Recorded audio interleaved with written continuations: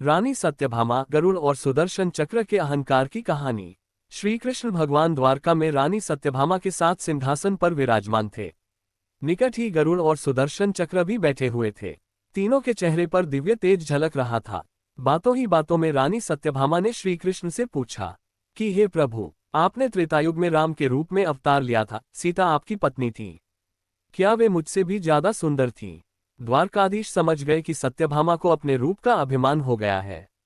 तभी गरुड़ ने कहा कि भगवान, क्या दुनिया में मुझसे भी ज्यादा तेज गति से कोई उड़ सकता है? इधर सुदर्शन चक्र से भी रहा नहीं गया और वे भी कह उठे कि भगवान, मैंने बड़े बड़े युद्धों में आपको विजयश्री दिलवाई है, क्या संसार में मुझसे भी शक्तिशाली कोई है? भगवान मन ही मन मुस्कुरा रहे थे। वे जान रहे थे कि उनके इन तीनों भक्तों को अहंकार हो गया है और इनका अहंकार नष्ट करने का समय आ गया है। ऐसा सोचकर उन्होंने गरुड़ से कहा कि हे गरुड़, तुम हनुमान के पास जाओ और कहना कि भगवान राम माता सीता के साथ उनकी प्रतीक्षा कर रहे हैं। गरुड़ भगवान की आज्ञा लेकर हनुमान को लाने चले गए।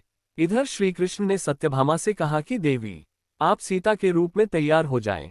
और स्वयं द्वारकाधीश ने राम का रूप धारण कर लिया।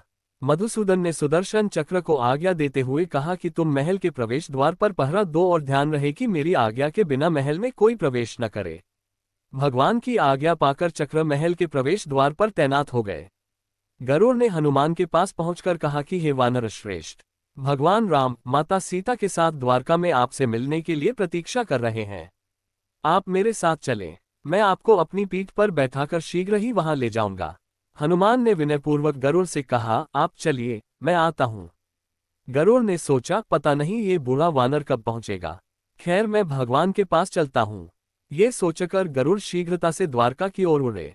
पर यह क्या, महल में पहुंचकर गरुड़ देखते हैं कि हनुमान तो उनसे पहले ही महल में प्रभु के सामने बैठे हैं। गरुड़ का सिर लज्जा से झुक गया।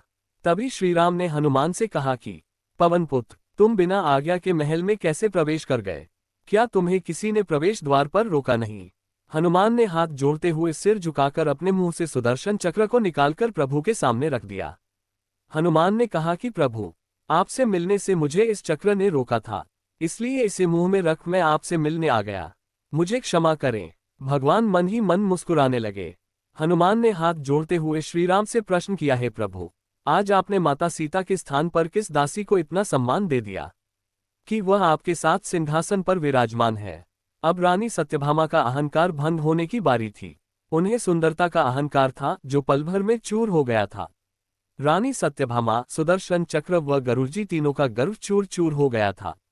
वे भगवान की लीला समझ रहे थे। तीनों की आंखों से आंसू बहने लगे और वे भगवान के चरणों में झुक गए। अद्भुत लीला है प्रभु की। अपने भक्तों के अहंकार को अपने भक्त द्वारा ही दूर किया उन्होंने। सार, जीवन में कभी भी अहंकार नहीं करना चाहिए। जरूरी नहीं है कि आज जो आपके पास है वह कल भी होगा। अपने अंदर जरा सा भी अगर अहंकार आने लगे तो स्वयं प्रभु हमसे दूर हो जाते हैं। प्रभु को निस्वार्थ भक्तों की ही जरूरत है, अहंकारी की नहीं।